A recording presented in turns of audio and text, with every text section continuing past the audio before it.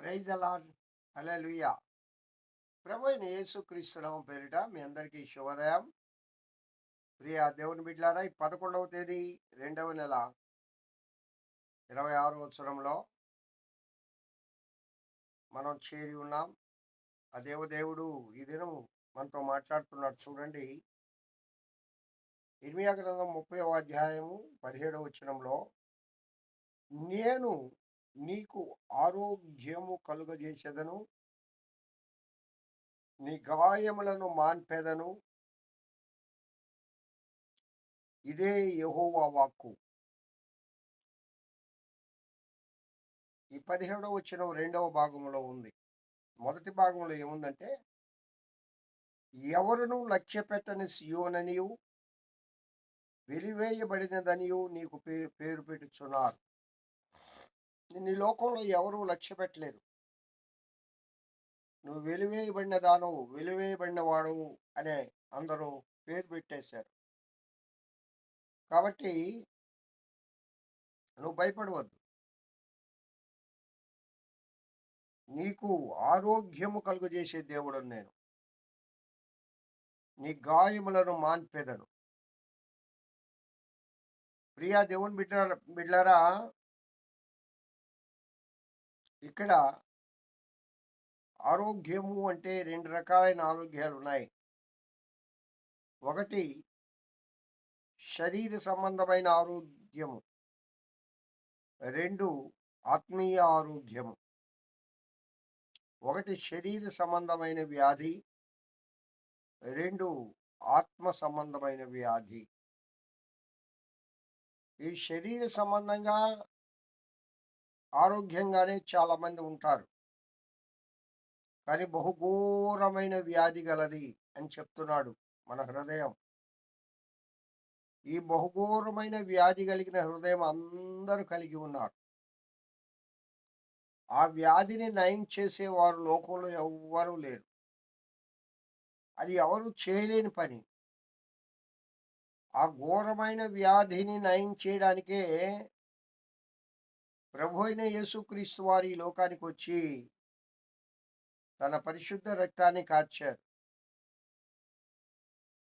ఆ రక్తము ద్వారా ఆ వ్యాధికి నయం కలుగుతోంది. అది క్రీస్తు రక్తం ద్వారా మాత్రమే. ఆయన పడిన గాయముల చేత మనకు స్వస్థత కలుగుచున్నది. ఆయన గాయముల చేత మనకు స్వస్థత కలుగుచున్నది. ఈ ఆత్మీయ ఆరోగ్యం కావాలంటే ఆ ప్రభువు నీ కోసము నా కోసము గాయపరచబడ్డాడు. ప్రియులారా, ఆ గాయముల చేత మనకు స్వస్థత కలుగుతూ ఉన్నది. కావున శరీర సంబంధమైన ఆరోగ్యాన్ని దేవుడు మనకిస్తాడు, మన గాయాలను మాన్పుతాడు. ఆత్మీయ సంబంధమైన అనారోగ్యం కలిగి ఉన్నావు నువ్వు. ప్రతి ఒక్కరూ ఈ ఆత్మీయ సంబంధమైన అనారోగ్యం, బహుఘోరమైన వ్యాధి గలదే మన హృదయం. ఈ వ్యాధికి మందు లోకంలో ఎక్కడా దొరకదు. ప్రభు అయిన యేసుక్రీస్తు వారు మాత్రమే ఈ వ్యాధికి ఒక మంచి మెడిసిన్ కనిపెట్టాడు. అదే ఆయన యొక్క పరిశుద్ధ రక్తం. ఆయన గాయములే మనల్ని స్వస్థపరుస్తాయి అంటాడు. కావున ప్రియులారా, ఆత్మీయ అనారోగ్యం కలిగి ఉన్నావా? ఉన్నావా కాదు, ఉన్నాము. ఒకవేళ మీకు లేదేమో కానీ ఆత్మీయ అనారోగ్యం ఉండిందండి. నా ఆత్మీయ అనారోగ్యాన్ని నా ప్రభువు బాగు చేశాడు. బహుఘోరమైన వ్యాధి కలిగింది. ప్రతిదినము నన్ను నేను శుద్ధి చేసుకుంటా ఉంటాను. ప్రతిదినము దేవుని వాక్యం ద్వారా ఉదక స్నానం చేసుకుంటూ ఉంటాను. ప్రతిదినము నన్ను నేను ప్రభు దగ్గర అర్పించుకుంటూ ఉంటాను. నా హృదయాన్ని కుమ్మరించుకుంటూ ఉంటాను. ఏ వ్యాధి ఉందో, చాలా రకాలైన వ్యాధులు ఉన్నాయి. శరీర కార్యాలు 9 ఉన్నాయి. ఆత్మీయ ఫలాలు 9. శరీర కార్యాలు చాలా ఉన్నాయి. అది కోపమా, ఆగ్రహమా, అసూయ, ద్వేషమా, మత్సరమా, వ్యభిచారమా, ఇలాంటి శరీర కార్యాలన్నీ బాగు కావాలంటే ప్రభు అయిన యేసుక్రీస్తు వారి గాయముల్లో కార్చబడిన రక్తం ద్వారా మాత్రమే బాగవుతుంది. చాలా మందికి అధిక కోపం ఉంటుంది, ఎందుకో అర్థం కాదు. ఆ? ప్రతి చిన్న విషయానికి కోపపడతా ఉంటారు. వాళ్ళు అనారోగ్యంగా కూడా ఉండరు. వాళ్ళ శరీర ఆరోగ్యం కూడా బాగుండదు వాళ్ళకు. కోపం మనకు అనారోగ్యం తెచ్చి పెడుతుందట.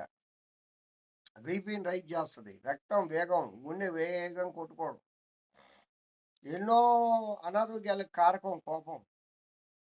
అవునండి, అందుకే సమాధాన హృదయం కలిగి ఉండాలి. సమాధానము సంతోషము ప్రభు ఇచ్చే వరాలు.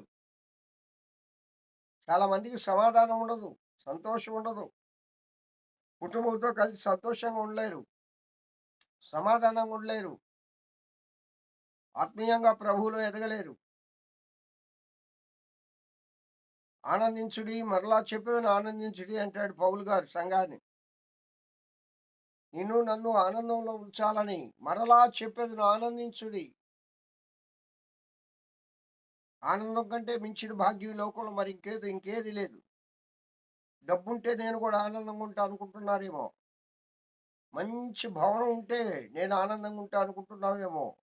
మంచి భార్య దొరికితే నేను ఆనందంగా ఉంటా అనుకుంటున్నావేమో. మంచి భర్త దొరికితే, మంచి ఉద్యోగం వస్తే, లేదు వాళ్ళ దగ్గరికి పోయి అడగండి.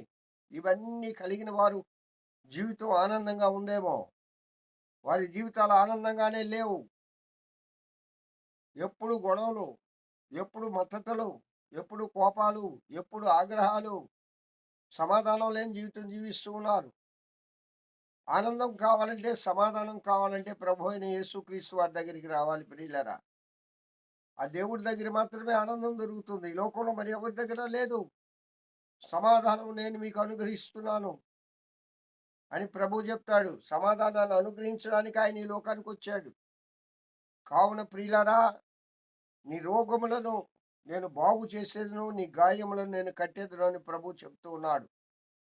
ఈ ఆత్మీయ రోగము కలిగి ఉంటే ప్రభు అయిన యేసుక్రీస్తు గాయముల చేత మనల్ని మనం శుద్ధి చేసుకొని ఆయనతో బ్రతుకుదుముగాక, ఆయన బిడ్డలముగా ఉందుముగాక, ఆయన కృపను పొందుదుముగాక. దేవుడి వాక్యం దీవించుగాక. రేపటి దినం మరలా అందిన ఆహారంలో కలుసుకుందాం ప్రియులారా. ప్రార్థన చేద్దాం. మహోన్నతుడా స్తోత్రం. ఈ వాక్యం ఇంటున్న బిడ్డలందరినీ దీవించి ఆశీర్వదించమని యేసు నామమున పేరిట వేడుకొంచున్నాను తండ్రి. ఆమేన్. తండ్రి అయిన దేవుని నుండి, కుమారుడైన యేసుక్రీస్తు నుండి, పరిశుద్ధాత్మ అన్యోన్య నిత్య సహవాసం ఈ వాక్యం వింటున్న బిడ్డలందరికీ, సర్వలోక పరిశుద్ధులకు, సార్వత్రిక సంఘానికి ఇప్పుడు ఎల్లప్పుడు సదాకాలం తోడైండి నడిపింపబడును గాక. ఆమేన్. ఆమేన్. Praise the Lord. Have a good day. ఈ దినమంతా ఆ దేవదేవుని కృపాక్షేమములే మీ వెంట వచ్చునుగాక.